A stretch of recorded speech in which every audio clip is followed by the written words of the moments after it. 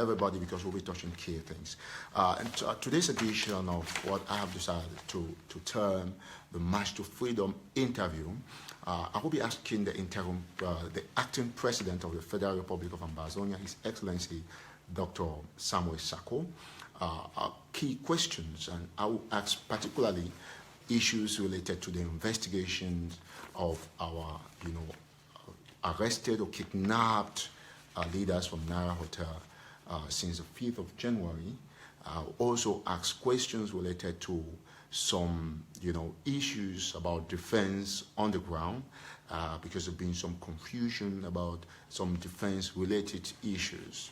I'll also ask questions related to the stance of the interim government towards working in unity with other groups, especially other leaders like Comrade Ayabacho and Comrade Beneza Akwanga. I'll ask these and more in this edition of the March to Freedom. Once more, you're welcome, Mr. President. Thank you. Thank you. My pleasure, Mr. President. Thank you for making it. Thank you so much.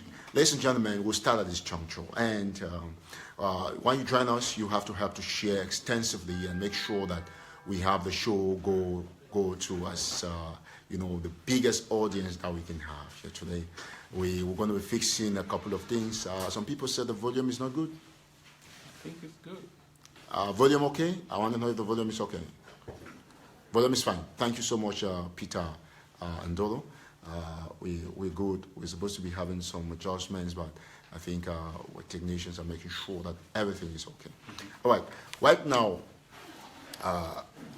before today, I've done my own personal investigation as publisher, editor-in-chief of National Telegraph, and I've realized, and I talked with other activists on the state of the investigation carried out by the interim government, and it came to my understanding, and it was a confirmed information that the interim government has been, the commission, created or put in place by the interim president through the interim government, has had a lot of problems.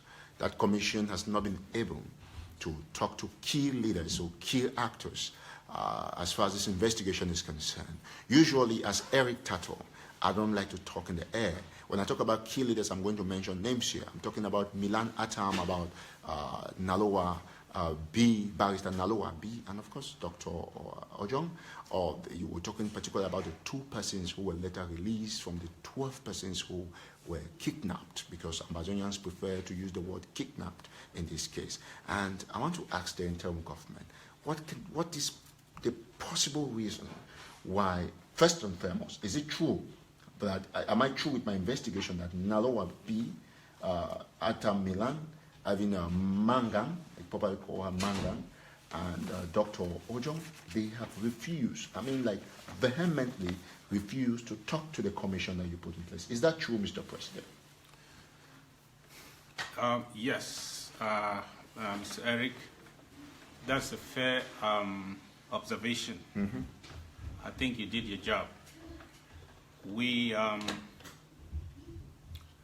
I launched this investigation on February the 25th. Mm-hmm. I was just a couple of days in office. Mm-hmm. And it took me some time to constitute, to get the chair mm-hmm. Of this commission to appoint members of that commission. Mm-hmm. First of all, we gave preference to getting people who can do it for us pro bono, because this is a very expensive endeavor. Mm-hmm. So we got Mr.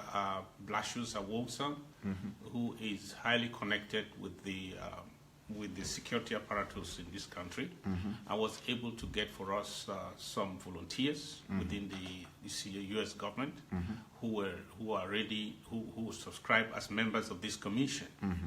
And they have done so far pro bono. I can assure you that Amazonians have not spent a dime of their money. Mm-hmm. Of course, it's only for travels and for other tools they have to use to do their job. Mm-hmm. And so how did they proceed? There is somebody amongst them who is specialized, because he has more than 20 years of experience in this domain, working across continents. So he's the one in charge of the interviews, the interrogation part of it, because they do a lot. They have to glean into the digital space and do a lot of a collection of data, and then and to really to know that it's serious, they had to get clearance from the State Department because of their involvement in our struggle, this, at least just for this endeavor. So all that was done, and then letters were written by this commission, or the attempts were made to contact the persons of interest. Because after listening to some of us, after gleaning some information from the social media, and because some people had already started talking, so they were able to gather some information, some indications about certain persons that became persons of interest. And also the fact that some people were supposed to be in that meeting and they were, for some reason or not, they were not. And then some were there in that meeting and they were arrested and later released. So that makes you a person of interest. A person of interest is not a guilty person. It's not an accused. It's just somebody that the investigation deems should be able to have information that can lead them to their results, to some meaningful results. So, Mr. President, let me come in here a little bit. Yes. We talk about, because these are issues that I'm sure the volume is okay. These are issues that Ambazonians are very curious, and they have their hands on deck to make sure that everything goes well. I know you try to talk about person of interest or persons of interest. How would you blame Ambazonians if they now say that because of what they call in law circumstantial evidence? Would you say that Ambazonians will be making overstatements by trying to say that Naloa B, Milanatam, and Mangam are primary suspects? In fact, they want to believe that they're involved in the Nara Hotel saga and the mafia. Because why wouldn't they talk to the commission if they have clean hands? Okay, here's the thing. When things like this happen, they leave people to make their own judgments. But that may not necessarily be the case, because the commission did contact them. Every one of them received letters or emails or WhatsApp correspondence or sometimes phone communication, and requesting their participation, their collaboration. And everyone, I mean, we're talking of those who are inside. I should also mention those who are outside. People like Dr. Success, people like Comrade Kwanga, people like Comrade Cho, they were contacted. Did they speak? Did Comrade Kwanga speak? Did Comrade Cho speak? No, they did not. From the report I have from the chair, they did not so much as respond to his requests. No, but the people will not understand when the president says they did not so much as respond to the request. Just from the report you've had, Mr. President, did Comrade, who amongst the persons you consider those of interest, whom amongst them actually finally spoke up? Well, they spoke to, there are people that just brought themselves into this matter because of the things they said, because of interviews they made and they gave on TV. But they were not key people of interest. People like Capo Daniel was contacted. But they are just curious to know a few things. As professionals, they know when you start talking, they want you to talk more. They want to hear from you. They want to know why you are talking and who asked you to talk. And what do you know? Probably more than what you say. So he was contacted, but it was by no means a person of interest from the beginning. So, but that's the only person who actually gave some interview. He said what he needed to say. And then, but he wasn't, they were just trying to scan. They did not really focus on him because he was not by any means supposed to be a central person of focus. Now, but I want to say that every one of them gave his own excuses why he will not participate in the investigation. Comrade Milan, for example, to be fair to him, he said, number one, he wants to know the terms of reference of the commission. He wants to know the purpose, what we're going to use those results for before he will participate, the scope of that investigation and the purpose and what we'll use the results to do. Well, did you think at any point that a commission, if Milan Atam says he's an Ambazonian, and there's a commission that is put in place by the overall body, the acting president of the Federal Republic of let me just use an anecdote that we know we are a country that is in space, most likely, although we have our territory already running around and we're trying to get hold of it in total. Let me take this example. Ladies and gentlemen, if you're just joining in, we are on March 2 Freedom interview. My name is Tataw. I'm with the acting president of the Federal Republic of Ambazonia, His Excellency Dr. DR.SAKO. If you just joined in, we are actually talking about asking and answering key questions related to the Nara Hotel saga. Before you came in, we've talked about the fact that the commission put in place by the acting president, His Excellency Dr. Sako, actually got disappointing reactions or from some members considered as persons of interest.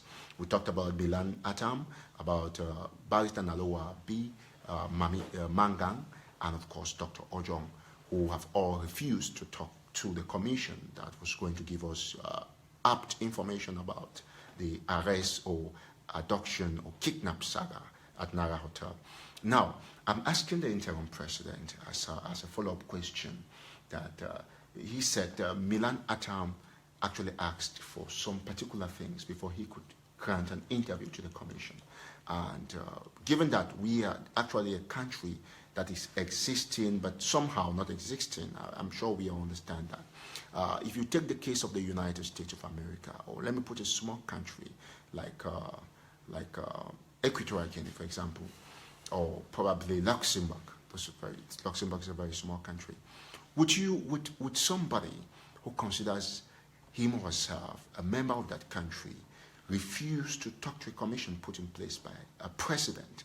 Because if Ambazonians respect the interim president, Milan Atam has no right, he has no privilege or whatsoever to reject talking to a commission put in place by a president.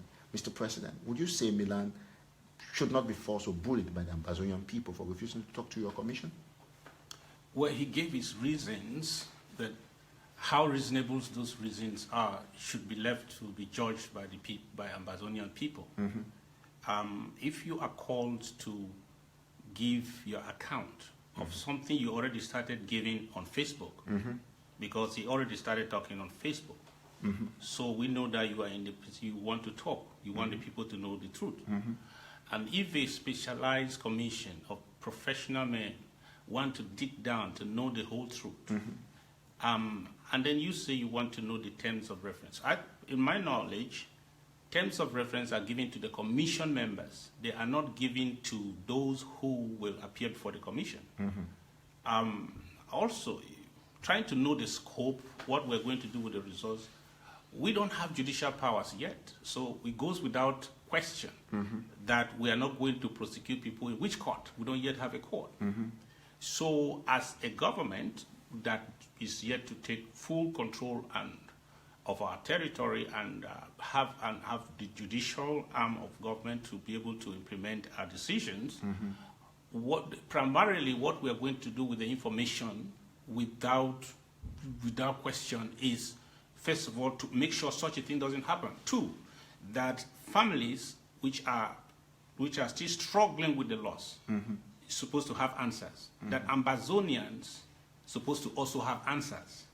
We are all in a shock, in a trauma. We want to have answers. Even if that's all, how we're going to use the result just cannot stop us from anybody from giving your own information. And that is to say that if we are not scared of going on Facebook to tell the story, what is the problem saying those same things, probably more, to a commission that can give us more answers. Well, thank you, Mr. President. We want to assume that Milan Atam has actually even made some attempts talking to pressmen. He spoke to me, though I'm very surprised that he's refusing to speak to a commission put in place by the president. You know. Now, I want to understand from Mr. President, if we could have Milan disrespect the president, because disrespecting the commission is disrespecting the president, what would be Nalowa's own problem refusing to talk? Because if we have to get true information about the situation at Naira Hotel, we should have that situation, the kind of situation report from Nalowa B. Nalowa B is out of jail, and some people claim that he never actually went to jail with Dr. Ojo. Why is it that none of them is talking to the commission? I wish they would, that any of these people will grant an interview and explain why they don't want to talk. Because if you put me in a place where I am accused for something, the first instinct is to explain myself out, you know, to tell exactly everything I know. That's right. Especially when it costs me nothing. And but unfortunately, we have not even so much as had that direct correspondence with Nalowa or Dr. Ojo. So, but I hear from third parties that she's talking to other people, and that what she says that her problem is insecurity, that she cannot talk now. But from third party sources, I hear she's talking to some people. I respect that. I don't know the truth about what is actually the problem. I wish I knew more. But the truth is that the interrogation, the commission has recommended that interrogation should come to an end because they are leading to nowhere. And in as much as the key persons of interest are not answering questions, are not coming forth to give any answers, the interrogation part of it is useless. But they are continuing the investigation, using their tools, gleaning into the digital space, and trying to get data that will be kept for Ambazonia. And when we get judicial powers, we will be able to oblige anybody, unless they will not come to Ambazonia. We'll be able to oblige anybody to appear before that commission, because there will be consequences. Now, there are really no consequences legally or whatever to oblige, or power to oblige anybody to appear before. We just, as a people of Ambazonia, we just want free will participation, goodwill participation in this commission to enable the government and the people of Ambazonia to get answers. We believe so they have recommended that all this will stop. The interrogations stop because they are going to nowhere, and I accept that that recommendation. And then they may only pick up again if, by any means, these key persons of interest decide to change their mind and collaborate fully with the investigation, the commission of inquiry. If that happens, then I will make another announcement that may relaunch the interrogations. But I can assure all Ambazonians that the people we have on deck, these are people who have promised us they will do everything they can without the participation of these people to get us all the data they can find concerning what happened. And that when we add the interrogations, which will be the conclusion of their work, they'll be able to tell us exactly what they think happened and what we should do to avoid such a thing happening anymore. Thank you, Mr. President. You must have heard the President speak about the commission, so in some form this is a partial release of the report that will be made official soon. And just so that you know, I didn't say some members of interest. I named them. You have Milan Atam, Barrister Nalowa B, Dr. Ojong, you have Mangang, and probably by extension there is Comrade Dr. Akwanga Ebeneza, Comrade Dr. Chu Ayaba, and a couple of other persons who have not spoken to the commission. This leaves Ambazonians worried, you know, over the actual situation and what actually happened to our leaders. That notwithstanding, ladies and gentlemen, it is now clear that at your level, as what we call the free marketplace of idea or public opinion, you have the right to think what you want to think, because if the commission members have not spoken to the commission, rather the key members that are supposed to give information, they have not spoken to the commission created by the interim president or the acting president, then the public has the right to think whatever they want to think. But however, I want to ask this little question to the president.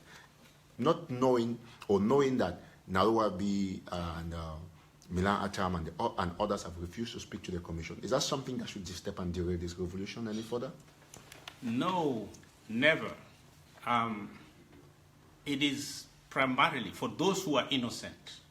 It is primarily for their advantage. It is for their benefit to talk. If I am the innocent, I'll be the first to run to the place and ask, are you ready for me? I want to talk. I don't care what you do with that, but if it will lead you to the truth. And I had promised, that I will publish the results. And that's because of the promise. Even the statement that has been made, I will also publish it. Because I promised that I will publish it. To be sure, people who thought that I just made a commission to come and to cover somebody, no, I'm not covering nobody. I'm going to publish this result, and when the details are all out, except for anything I consider to be for security reasons, that's all I can probably delete from the report, but I will publish the result. I needed to give that as a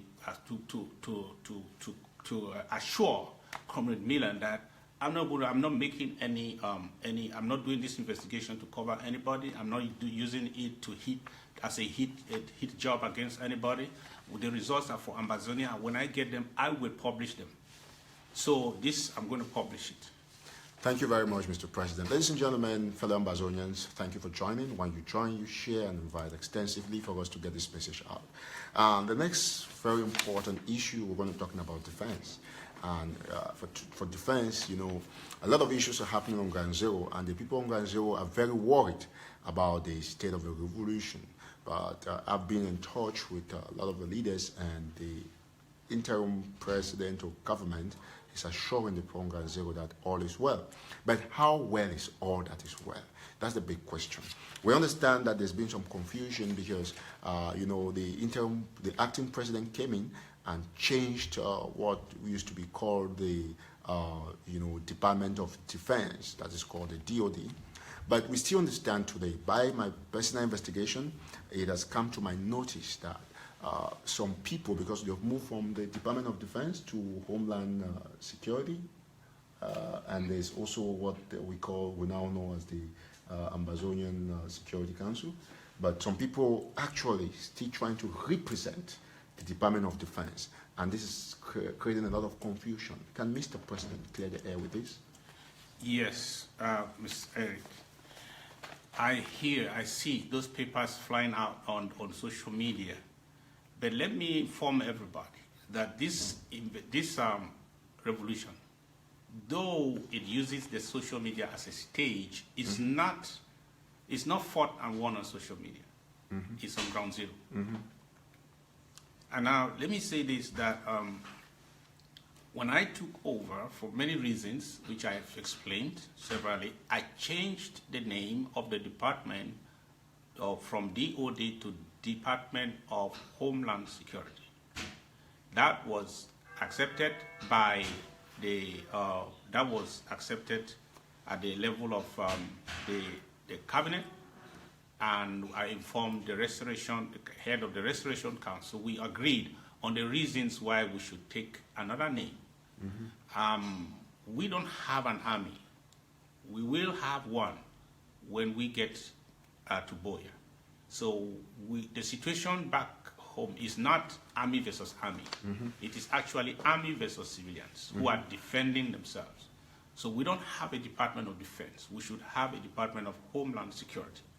So that name was changed, but the structures in place were not affected. And also, leadership was also changed, but the structures remain.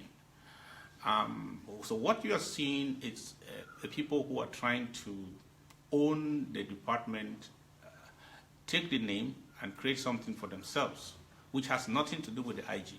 And let me repeat this now. There is nothing like DOD now under the IG. Anybody who is making contributions to anything, any entity, any group called DOD is being duped by some people. If they are saying that they are IG, because they use IG letterhead, it means they are duping you. It has nothing to do with IG. Anybody. If anybody comes to you in the name of IG, he has to come to you as the Department of Homeland Security. If he comes to you as the Department of Defense, that does not exist. When the name is changed, the structures remain, that name is no more a legal one.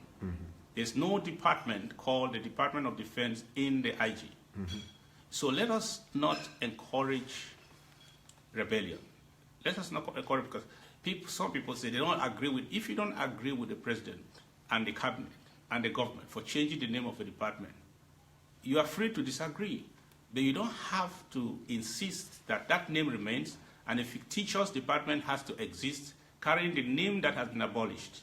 Anybody channeling efforts, resources, and so on to that name, you are channeling to a ghost that has nothing to do with the IG at the moment. All right.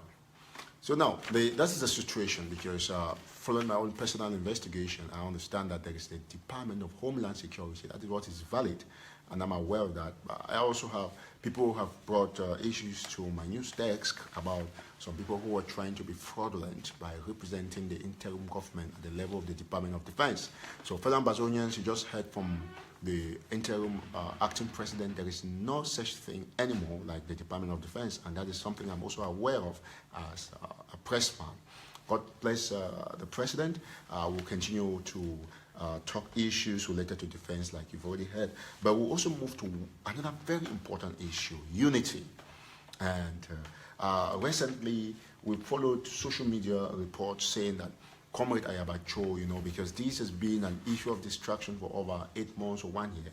People are talking about unity all the time because there's been a lot of fighting and social media, bad mouthing and all of that. And so people want to know, because it's understood that Comrade Ayabacho has made a very strong statement somewhere in London, if I'm not mistaken, where he actually said that he's going to, I hope it's London, I think so, he's actually going to work with the interim government. He's going to make sure he doesn't, disappoint the people by working with the interim government. I don't know. Have you been talking with Comrade Ayabacho and the other frontline leaders about this issue of unity? I did the first time. I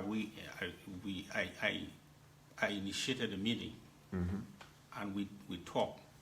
It was a good meeting, and I remember his conclusion after more than an hour. We sat together. So you have actually had a talk with Comrade Ayaba? We had a meeting. And when was that? How long was that? That was in the month of March.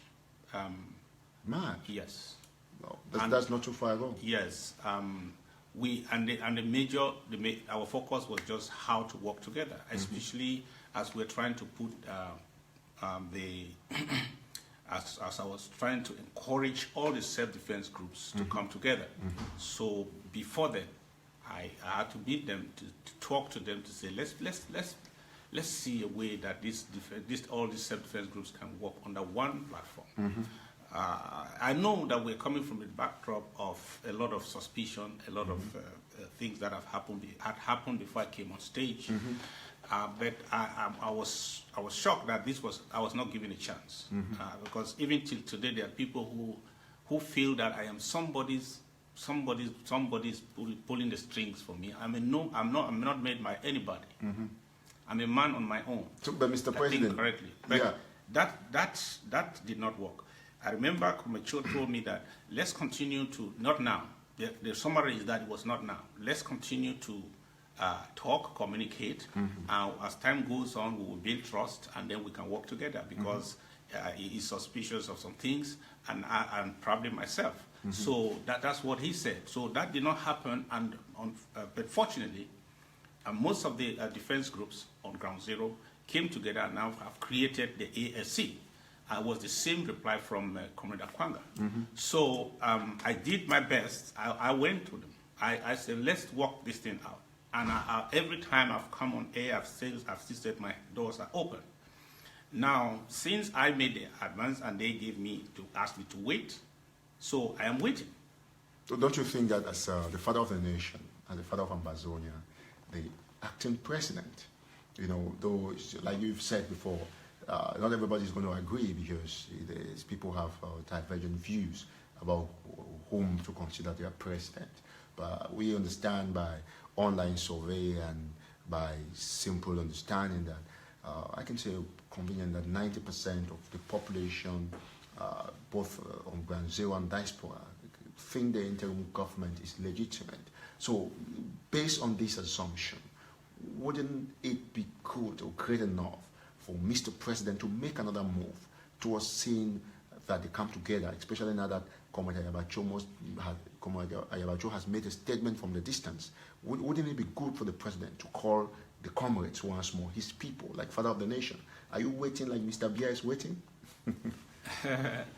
I want to say this. I also told Comrade Ayaba about this. Sometimes our followers are our problem. Because sitting with Comrade Ayaba one-on-one, it is like we can solve all the problems in the world in a couple of minutes. But we have to be in charge. I am nobody's stooge in the IG. Nobody. So I bring the ideas as they are, and I present them to the organization according to the constitution, and they will handle it accordingly. And I think for this reason I can say I have the mandate of the people to do what I do.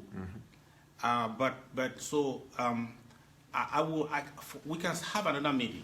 We can have another meeting again. Maybe I will pick my phone again after this. Oh, that would be great.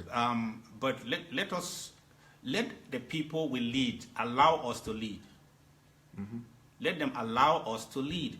There is a certain minimum of confidence you must have in your leader, that he has he has the leadership.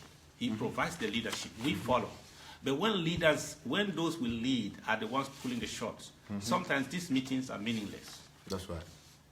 And now, you must have heard the president talking about his drive and strides in making sure that there is some amount of unity, some degree of unity. And one of the key things I picked from his last discourse, the very last premise from where the president came in, was about followers. Followers.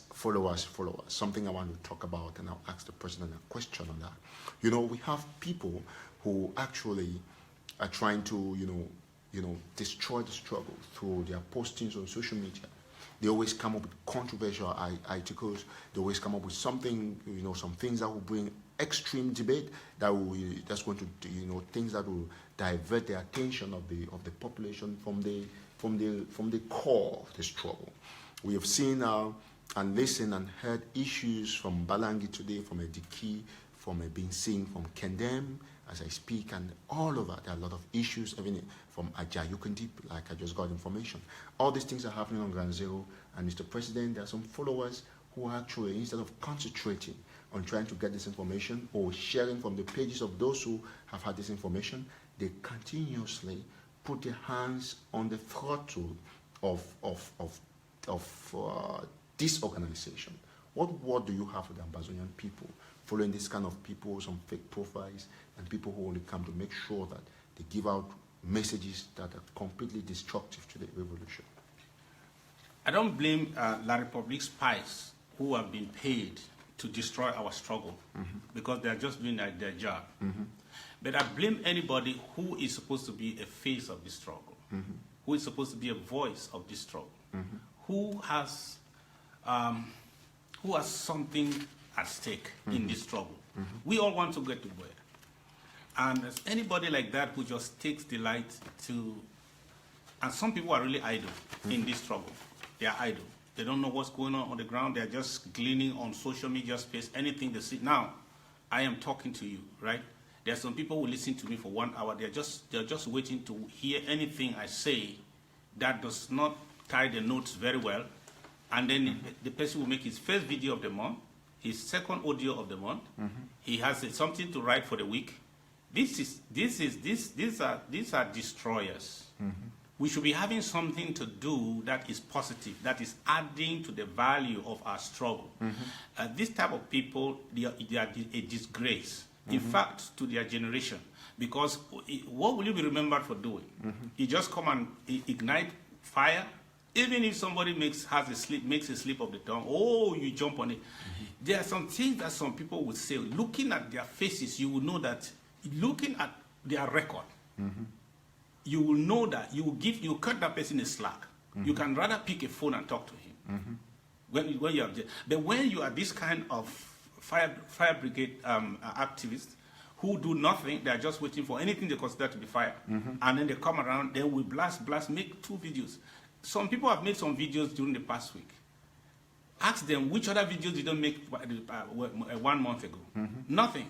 They're waiting for somebody to say something, then they have a job for 3 days. Now they are off. They are waiting for another statement to be made by me. Remember, by tomorrow there will be more videos. Is that how we fight? We prosecute a revolution? This is a disgrace. If you are doing that and in the IG and you call yourself an IG surrogate, you are a disgrace to this struggle. If you are doing that, supporting any movement, you are not adding value. You are not adding value. You don't sit like this, get constructive ideas, you bring them forward. You are only waiting for whatever you consider to be a raw material for a hit job. You do it, you do it. You are enabling those who want to destroy the struggle. Whatever you want to do, ask yourself, how is this helping those who want to take us to where? But when you don't care if this thing will weaken our hands, we discourage us, and we discourage our strength, we cause the enemy, we make the enemy stronger. You don't care about that, then you are not, how you are an activist? What is activism if what you are doing will not lead us to victory? Mr. President, that was great enough. I think you've exhausted that point. A very important thing I saw on the comment section. I'm going to be reading your comments for those who are sending me, or your questions. That will be soon. But somebody saying this is making a very clear point that the division amongst the frontline leaders is actually playing, down on ground zero, and that is a fact. I think I wanted to bring that. But this very important thing, Mr. President, people are concerned. In the recent days or last week, the principal of St. Bede's Ashinkom in Bello subdivision in Boyo division of the Northwest, or what Ambazonians prefer to call Northern Zone, was actually kidnapped from Mars by some unknown men, unidentified gunmen, and they had a particular request to have the school shut down. Kidnapping a principal or a priest out of Mass is something sacrilegious. I can say that with the tone of a journalist without fear or favor, that it's a sacrilege that was actually committed by those unidentified men who did that. And people are worried. The truth is that even as a priest, the priests are supposed to respect the rules of the land, especially in time of revolution. I might be saying this in some of my live shows, but because it's an interview with the president, I want to ask Mr. President, when you have issues that are outlawed, people going to churches, kidnapping or terrorizing priests, it could be from La Republique or Ambazonians, to be honest, why is it that the interim government wouldn't come out with some disclaimer to disconnect themselves from those kind of actions? Yeah, the interim government will not be there every day disclaiming this and disclaiming that. But everybody knows that we are peaceful people. We endorse peaceful methods, but we also endorse self-defense. And we don't approve of blacklegs and people that are Ambazonians, and they are trying to undermine our struggle. Because for us, this struggle is life and death. Anybody who is doing anything to undermine our struggle and our resolve, that person has made himself a public enemy. And the interim government cannot really defend them, because I don't know who will do what. There are many people who have been killed and have been maimed in this struggle. For you to stand on their way, anybody can take you out. Just a wave of anger can cause somebody to do the wrong thing. So interim government is not taking responsibility for any of that. But I want to assure all the people, whether you are a clergy or you are not, whether you are a lay person, don't put yourself in harm's way. Don't make yourself an object of provocation. Mr. President, don't provoke the people. Is the priest in the church provoking anybody, serving mass? Here where the provocation might come from. If he is the principal of a school, and the people are fighting, they are using every tool they need so that the government or these terrorists shall bow. And one of those tools is the school. If they are expecting you to close down that school, and you are not closing that by anybody's instructions, you are putting yourself, you are making yourself an enemy of the people. No, that is accepted.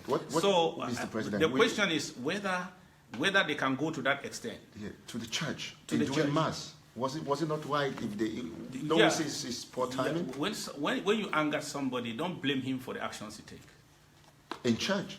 I'm saying that you should be very balanced. When you have angered a people, you cannot go straight to blame them for what they do. Take yourself out of it. Mr. Take President, yourself out of it.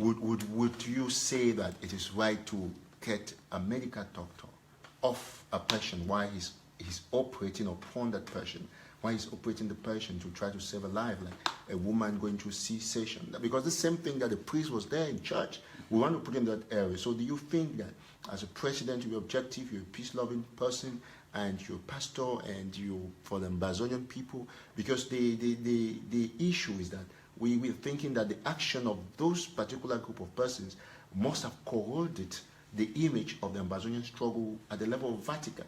And it could be people from La Republic who did that. It could be Ambazonians. I want to be objective. But is Mr. President saying that that act is good or not? That act is if they make him inside. The church is even arrests. Even the government cannot, the police cannot enter inside the sanctuary to arrest somebody. Perfectly.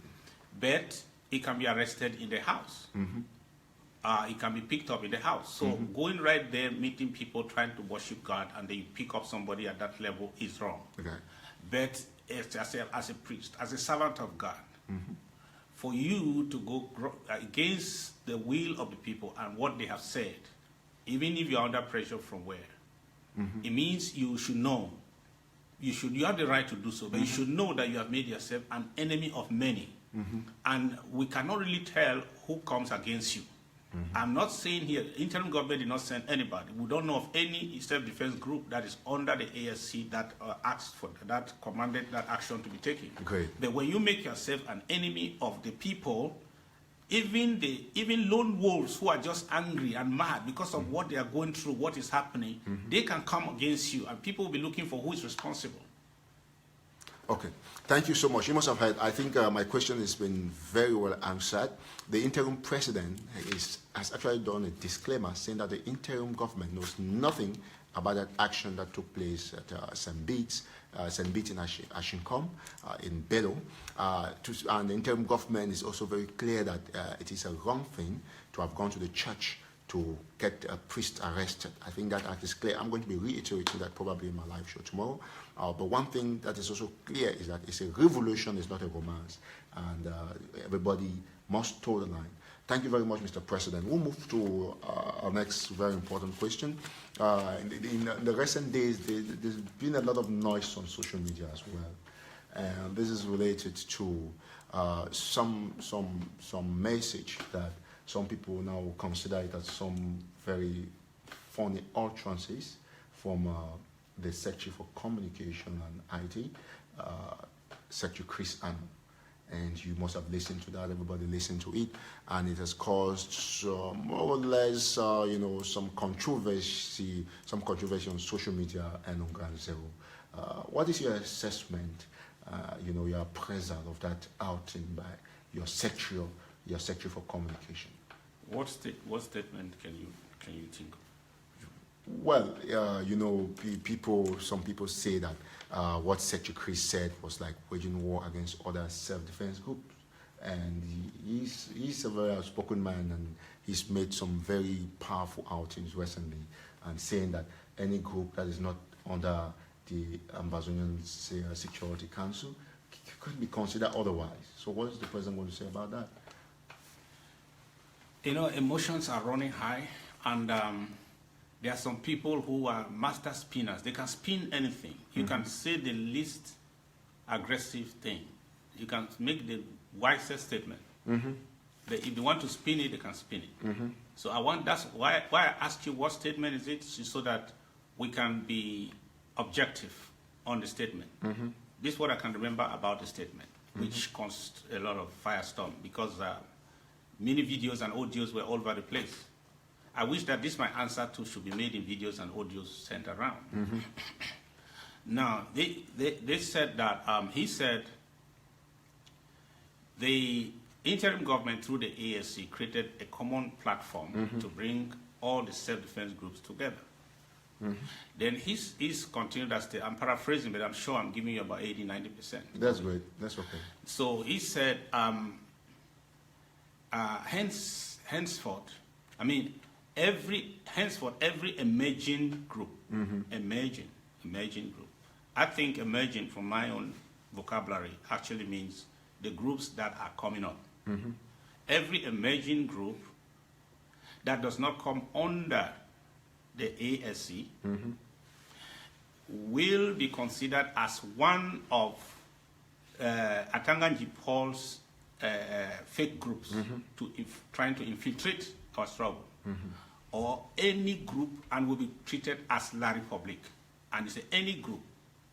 So it's any group that does not come under. But remember where he started. If the first qualifying word he used was every emerging group.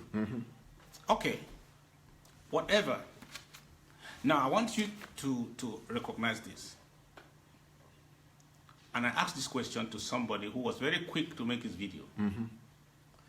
I said, Chris did not have the choicest words to use. If I was to say it, I would put it this way. And I would dwell on it so that I can answer your questions. And I can imagine your questions and answer them in my explanations. But he did not dwell on that. He made a statement of passing. But here's the thing. Here's a question that every activist, everyone who reacted negatively and wanted to crucify Chris, I want you to answer this question. The question is, what do you have in place to check infiltrators that would try to get into our struggle? Because assuming that what Chris said did not include existing groups, he said every emerging group. That means the groups that are, Atanganji Paul is forming them right now as we speak. They already exist, and more are going to be formed. So let's assume that Secretary Chris is wrong. What do you have in place? What does AGC have in place? What does IG have in place again that will be able, or you independent, you who is observing and making your analysis, what do you have in place to check every infiltrator that will soon infiltrate our struggle and destroy Ground Zero and our struggle? What do you have in place? For Chris, he has ASC. I have ASC.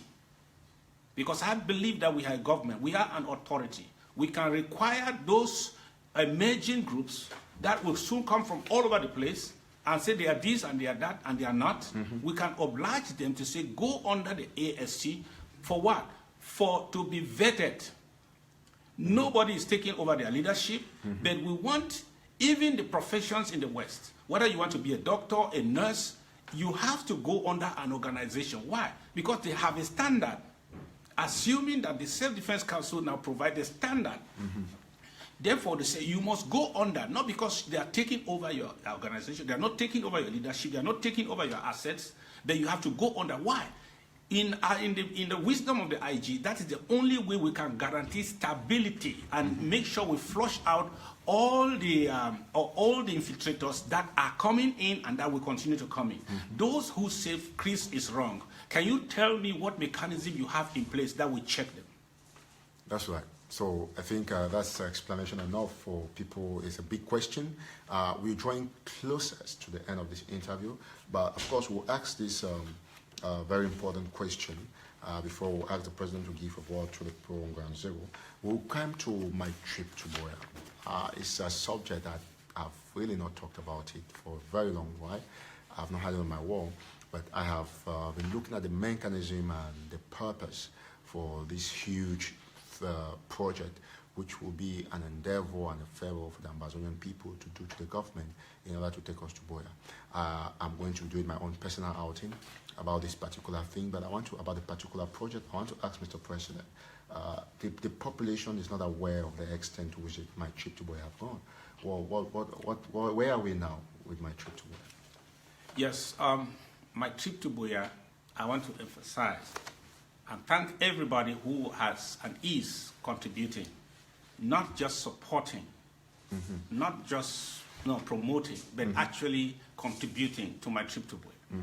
I'm still here to say that there is no better response to what is going on now in Ground Zero by the enemy. The answer is my trip to Buea, because there is no other program before me that I see by anybody that has as objective to change the ground game, to be a game changer, to change the equilibrium on the ground, to stop the bleeding. There's no one. There's no other one. And so that's why I say, not just the code name, my trip to Buea.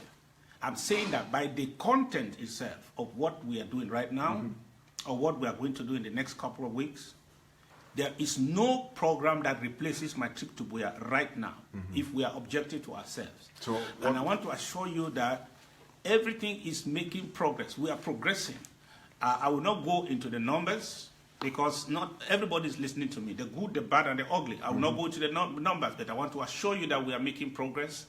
And I told you that I will not be a Facebook strategist anymore, but you are going to see the Ground Zero. You will see the complete change of this present equilibrium to our favor. There's going to be a clear drift, as you see every day. Some people are feeling the heat already. They are saying that is just the first chapter. There are many chapters to this book. And I want to say that we have the answer. If you can go to my trip to Buea and go and make that contribution you have never made before, you will get the result you have never seen before. And that is what we are working for. We are not going to be doing this thing over and over as we started. We have to change our methods to get different results. And that is what is working right now. Good. I don't want to get into the polemics of the war, or should I say self-defense actions on Ground Zero, but it would appear to me and many others that most of the patriots, Amazonian patriots who defend homeland against military brutality actually lack the basic tool. I don't want to call names particularly, lack the basic tool to get sophisticated in defending homeland. Some actually defend with their bare hands, others use cutlasses or machetes, and others don't have the kind of guns, I want to call it very openly, that because we are at war, and if the government of Mr. Biya has put at the disposal of what Ambazonians prefer to call terrorist soldiers, I think the interim government should also look for good and heavy weapons for those who will be defending the women and properties when the soldiers come to burn houses, so that they can face them back and push them back off the territory of southern Cameroon.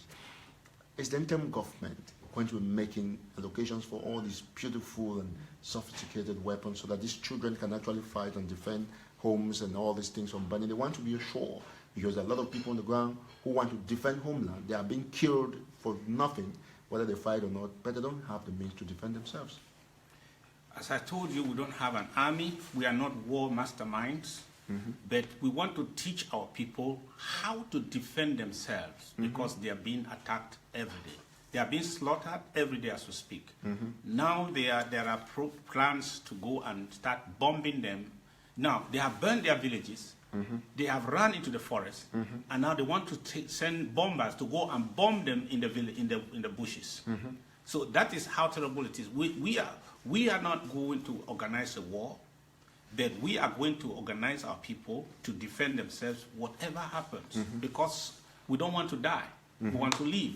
And I want to encourage us, as bad as the news might be from Ground Zero, don't begin to send money here and there, because some of these people, when you send them money directly and you don't put an authority over them, that is how you create warlords. I want to encourage all those people who are trying to do this. I want to help my community. I want to help my brothers. And you are sending money from everywhere, all the nooks and crannies, and then they finally just become wayward and they are not under any authority. Send your donation to the IG, because the IG takes care of the Ambazonia Self-Defense Council, which is overseeing the communities and those who are engaging in acts of self-defense, so that they know the law, they abide by international rules and regulations, they know what the law says, and they advise their communities exactly on what to do.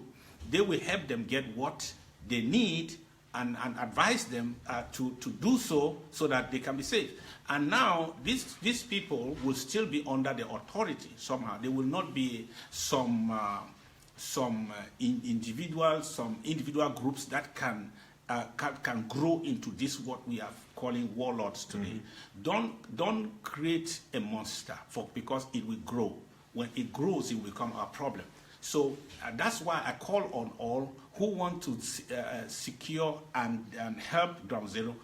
Identify with ASC. Make your donations there. Tell the whatever group you want to help, tell them to look onto the ASC. They will make sure that they are vetted, and that they are giving the kind of help that they need to defend themselves within the law. Because whether it's on our side or on the side of La Republique, one day there will be matters before the International Court of Justice.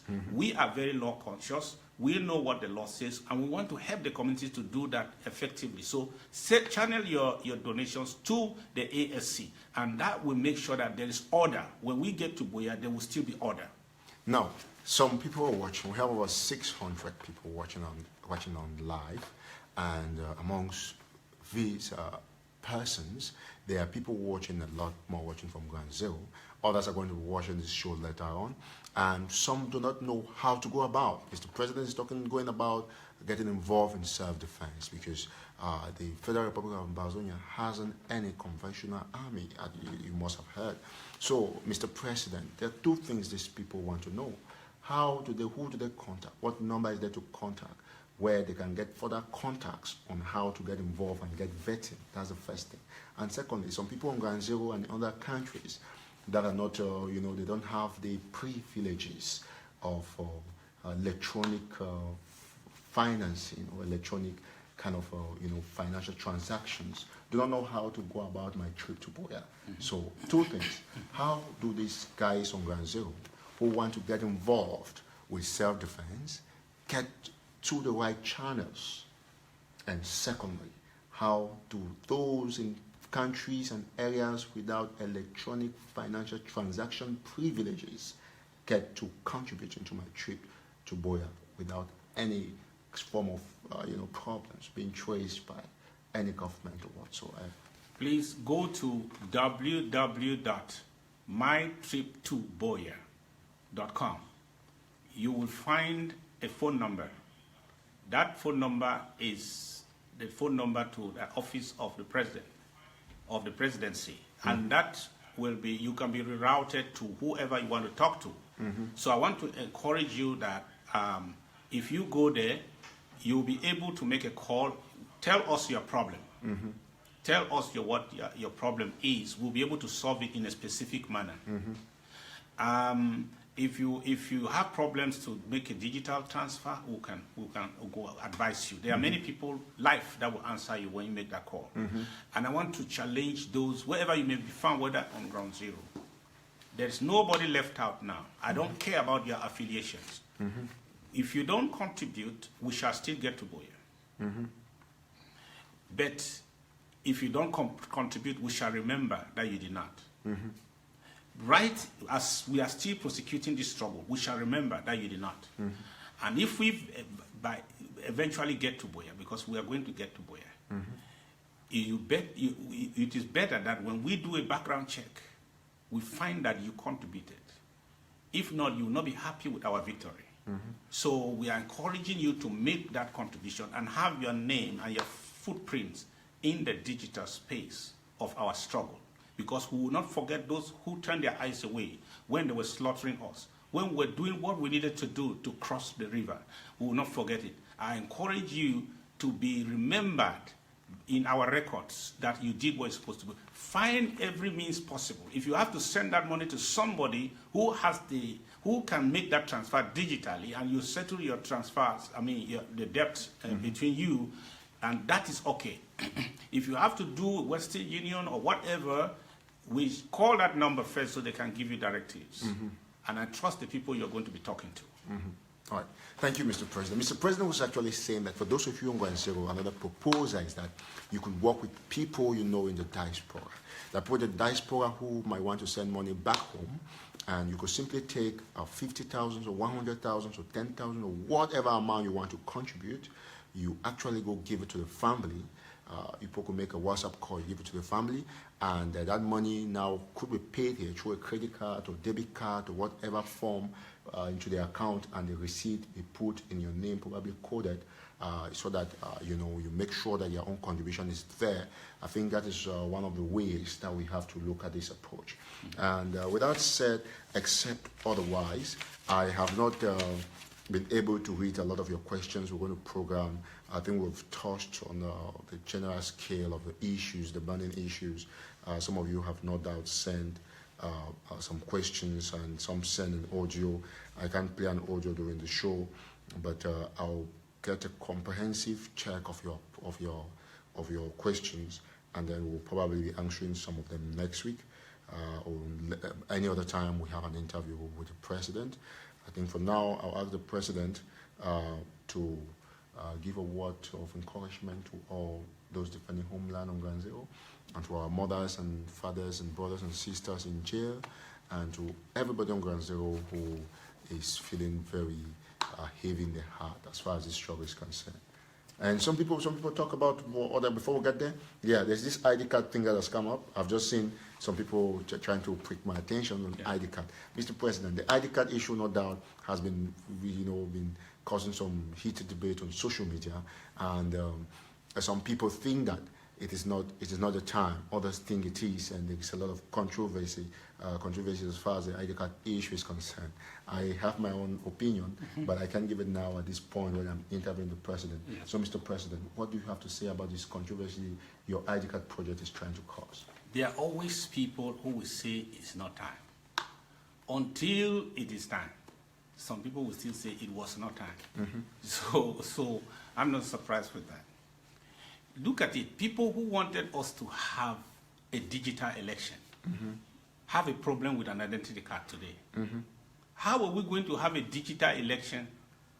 I'm not there to talk about all the intricacies and the difficulties involved in the process. How are we going to have a digital election without any form of identification? What is the difference between registering in a website and having an identification paper? Are they supposed to pay for the identification paper? Of course. Okay. So I'm trying to make a nonsense of some of those arguments that are just some people are just, they are born to be opposite. So, Mr. That means that anything you say, they find the opposite. Today, they take this position. When you take their position, they change and take that another position against their position. That's the liberal ambassador we're talking about. Yeah, that's it. So I'm trying to say that there's nothing wrong.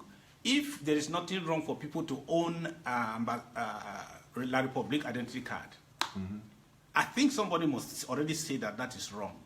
But we still have it, even in the diaspora and everywhere. People still have that in their pocket. So, it's awkward. Mr. President. We want to make sure that those people who can own that kind of identity, supposed to own their own. When we have our own identity, it speaks for two things. Number one, it's a sign of protest. Two, somebody will say it's for what? It's a sign of protest.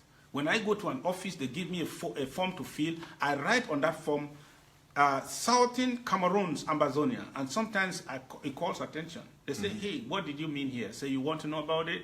And then I tell them, for me, it's a sign of protest. Carrying that with me is a mark of protest, just like we carry our flag, just like we sing our anthem. It's a mark of protest. So we should have an identity card. If somebody is doubting who you are, bring out your identity card and say, this is who I am.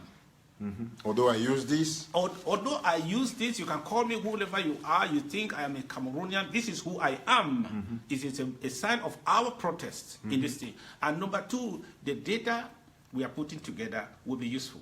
Don't think that when we get to Boya immediately, It will be more embarrassing if we have to wait until we get to Buea, because all the people who are not Amazonians, who carry an identity card and they were born in Tico, it will be a problem identifying them.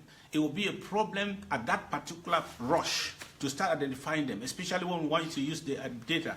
Now we have time. When people don't take, some people don't think that it's going to happen. Let's continue to make this work. So at the end, put this paperwork together, get this data together. By the end, when we get to Buea, it will be easier for us to fish out the fake from the original. This should start now, not later. Well, you must have heard that. I think if you permit me, give my opinion on this as Eric Tataw, I would say that although I was going to have a live show today, but I canceled it because of this very important and crucial interview with Mr. President. I'm sure tomorrow I might, if I'm going to do it, I'm going to announce my opinion on the ID card. I've looked at the situation and I've read from everybody. You know, we're sure about the fact that we have our flag that exists. We have a passport that we've seen people display. We have Amazonian caps. We have everything. And people buy those gadgets. If some people want to consider it as a form of raising income, which is not bad though, but what is wrong in having an ID card? I think we should not have seen Amazonian passports without an Amazonian ID card. How do you get a passport if you don't have an ID card? So there's one that precedes the other. And you ask, in my opinion, as an independent and objective mind, I would say that I support the ID card project of the interim government without fear of favor or without any prejudice to my statement. I support the Amazonian ID card project 1 billion%. It is a sign of victory, it is a sign of protest, it is a sign of recognition of your own country. And there is nothing wrong. I read somewhere somebody said that why do you need an ID card instead of giving people guns? Why do you need a flag instead of giving people guns? Why do you need a flag? Do you ask that question? So the truth is just that is to have an open mind, not to look at anywhere to pick fault about a situation because you just want to say the opposite of the other thing. You see a girl or a boy, you want to say, no, it's a girl because you want that thing to look like the opposite. So, Mr. President, I think your message is well listened to. We'll continue educating and putting power and wisdom into our people. In the meantime, Mr. President, you want to round off by giving a word to the people. But just before that, there is this very important date that is coming up in the history of Amazonia. The father of the Coffin Revolution is expected in court on Tuesday, May 8th, 2018. That's Manchum BBC. And you want to say something about the detainees, and I try to get a little bit of a concern that the interim government might be declaring Tuesday a ghost town, a non-nonsense day, because Manchum is going to cut. Is that what the interim government is planning? Yes. Number one, thank you for the question. We have declared the 5th. It actually came from one of our followers. I was following that. We have declared the 5th of every month a memorial day for our leaders that are in jail. Which was today, for example? Yes, was today. We have to start, because I was going to make that announcement today. So I said, so we are going to put make the activities known begin effectively next month. So there's a lot of things that will be happening on every 5th, so that they are remembered, so that the focus is not broken, so that we make sure that we draw the international attention and the attention of our community on what the horrible thing that happened to our leadership. So that will be on the 5th of every month. But going forward on the 8th, I call on the lawyers, on our lawyers. After this, I'm going to make the call to make sure that they are there present in court. And we will respect our normal ghost towns on Mondays. What about Tuesday? Because that Tuesday is the 8th. Tuesday, Monday, and Tuesday, we have not made a decision yet. Okay. If that decision is made, then the Secretary of State for Communication will announce that. By tomorrow, by Monday? By tomorrow, it will be announced. If it's not announced tomorrow, it means we have our ghost town on Monday, and let us make it serious. and make sure that our lawyers are there to bear a witness and a testimony of what happens. But I want to also say that we don't expect much from a system that is built in illegality. And these people are not in prison because of their guilt, because they are guilty. They are not in prison because they are not defended by 100 lawyers. But it's because a system that is built on fraud and illegality is bent on doing illegality. But so I want to encourage the people that whatever happens, don't be so discouraged, because what we are doing now is what will eventually guarantee their freedom. The freedom of Maicho does not depend on the court. It depends on you and me. If we do this, which we have to do, if we do what we have to do through my trip to Buea, when we arrive Buea, everyone that is kept in the dungeons will be released by international law. They will be released immediately. There will be exchange of prisoners or abductees. And I believe, I cannot wait for that moment. I want to get to Buea very soon and make sure that everyone who is kept in a foreign prison, we can demand his repatriation immediately. That is my dream. That is my desire. And so we have Ghost Town. Let it be as ever on Monday. And if there's anything more than that, we are going to get an announcement tomorrow or later this evening. All right. Except the President has anything more to add to give words of encouragement to those on Ground Zero before we wrap up this interview? Yes, I want to assure those people who needed answers from the Commission of Inquiry that the interrogation has been suspended. I agree with their recommendation because there's no need of telling the people that they are waiting when the interrogations are not going on. Interrogations have been suspended, but the investigation, the other side of the investigation continues. But rest assured that the investigation cannot be concluded unless the interrogations are added to the other data that is collected. And therefore, that might take us probably getting to Buea before we can get the answers. So I want to assure you that we will not leave any stone unturned, and nobody is spared. And everywhere we can go to get what we have to get as information, we will go. And we count on your support to make sure that we don't make mistakes. I want to also use this opportunity to tell you that Ground Zero is united. There are things that are happening, they are only happening on social media. There are many generals on social media. There are many captains on social media. There are many commanders on social media, and they are not very, they don't really matter. Who matters are the commanders on Ground Zero and those who are fighting for their lives. And when you listen to social media, you think that the world is coming to an end. You think that we are worse than anything you have, even South Sudan or whatever. But this here is the truth. If you go to the history of South Africa, you will discover that there was more division between Inkatha and ANC than there is any such division on Ground Zero. Forget about social media. This is our generation where everybody who has a keyboard and a fake profile can say whatever he wants to do. Anybody who is learned and can make a spin, can produce a video and give you the impression that we are finished, that we are so divided. If you want to tell me that we are divided or not, make a sample on Ground Zero and show me the division. How many people, how many groups are killing each other now on Ground Zero? That is what Inkatha was doing against the ANC. It is not happening on Ground Zero.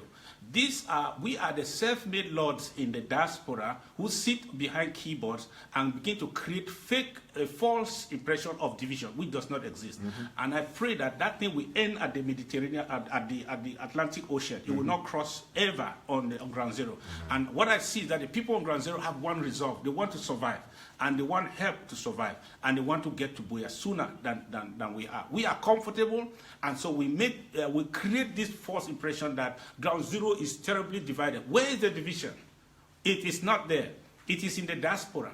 I call on all those in the diaspora, stop doing anything as to project what does not exist on Ground Zero. Because you are and stop doing anything to corrupt Ground Zero, to bring division where it does not exist. That's my appeal to the people. And I want to assure the people that as far as I'm sitting on this chair, we are going to Buea. As far as you don't allow my trip to Buea, to fail. We are going to Buea sooner than you expected, sooner than we ever prayed for, because our God will answer our prayers. And I want to tell the people that don't worry, the Red Berets cannot do you anything. They told us yesterday that it was the bees were the best in Africa, or one of the best. And what happened to them? And they went and brought some other ones called Red Berets. Is it not the same blood that flows in their bodies? An iron is equal to an iron. Your flesh is equal to flesh. Let the people of Amazonia, let the warriors that are defending themselves desperately fear not, because God is on our side. There is something mysterious that is working in our favor. His name is God. And I want to tell you that He is on our side. Fear not. This is our time. This is our generation that will march victoriously to Buea. We fear nothing. And I want to encourage you who are giving, don't stop giving. Don't listen to social media trolls. Continue to give and send your donation right now to the IG. You will not regret, because we will take you to Buea sooner than later. Thank you, Mr. President. One last thing before we go. We always try to conclude a lot of things coming from our audience, and we cannot refuse taking questions from participants of this show. Somebody's talking something very important about 20th May. That's what I was going to say, and somebody has mentioned again. Thank you, Walters. 20th May is considered an illegality in Southern Cameroon. In fact, in one of my posts, I have used a hyperbole there that if you see my mother celebrating 20th May, shoot and kill her and tell the world I ordered you. In essence, I was saying that it is the most dangerous thing to do on May 20th is to go around the field. So, Mr. President, any word for May 20th before we close up the show? I want to still emphasize that 20th May is banned, completely banned in our territory. Now, this time around, let it be known that all those who violate our laws will be held accountable.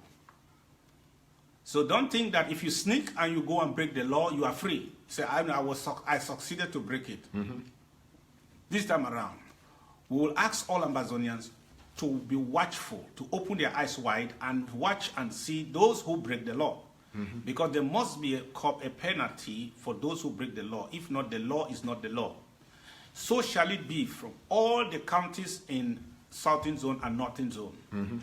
And I want to tell you that before 20th of May, you will understand that you will be a capital fool to even prepare to go and be, even for a pay, for a day's wage to go and march. Before the 20th of May, you will understand better. But if by any means you still decide to stick and take 1,000 francs or whatsoever and go to march, you will regret. You will know that the 1,000 francs is the bribery of 1,000 francs was the stupidest thing that you ever received for your life. Mr. President, we want to go, but our participants still want us to stay a little while. They've asked one other very crucial question about the acting vice president, Mr. Milton Taka. Yes. He should be in South Africa, but lately he's been very absent. Is his function kind of usurped, or he's just backing out, or everything is on track? He is a brother, like a brother to me now. Yes, he is a man of very dedicated, very trustworthy, and very hardworking. So when people say they don't see him, here when they say they don't see you, mean they didn't see you on social media. Now, when they don't see you on social media, it means you are not. But he's working. Yesterday we had a working session, he and myself, for about 3 hours, late in the night. I don't know when he went to bed. We walk, that's the way we walk. And those people who think that we should have held that meeting on social media so that they will see how we're walking at 2 a.m., then they will not do that. He has also taken the same policy that we will not do our work on social media, but we shall work. He is the brain behind the ID project. He's doing a lot of things, and you will see the result for yourself. I think he will be coming out sometime just to announce the victory. That's what we want. Great. Yes. We're finally going to end here, but before I go, just to draw the this question that's coming up. We can take every question. We're sorry, ladies and gentlemen, fellow Amazonians. But my personal investigation, I'm on the ground trying to pull a couple of things, and it's been brought to my news desk that Well, this is not going to be controversial, though, but that the same Milanata who refused speaking to the commission is trying to create a new group to counter the interim government. We're trying to see how we're going to get unity, but we understand that some people on the background, they're trying to bring a new group. And I understand that Milanata, I actually have a logo that one of my second stringers sent to me from somewhere, showing that this is a new group that Milanata is trying to form. Mr. President, has this been brought to your notice? And how disturbing can this be, given that Milanata was the right-hand man of His Excellency AYUK now detained in some unknown place in La Republique? Well, before we get to where many organizations shall be created, so I have no problem with that. It is for Amazonians to know where they want to belong. They are free to belong to whatever organization they want to belong. But the only thing is that I will see both the intent and the actual realization when it comes out. Wouldn't this be like trying to paint or code the image of the struggle at the international scene, because they want to start thinking about Southern Cameroon and the issue of Southern Sudan and all of that? That organization is not called the government. Okay. And anybody who tries to create another thing and call it the government. But are you aware of that Milanata is doing something in that respect? Have you had any kind of intelligence? Yes, I'm aware of it. So I'm right then? You are right. Okay. You are correct. But my advice is that any initiative that will not be in support of the IG at this time, not in support of the program of the IG, at this crucial moment, is not the best thing that's happening to this struggle.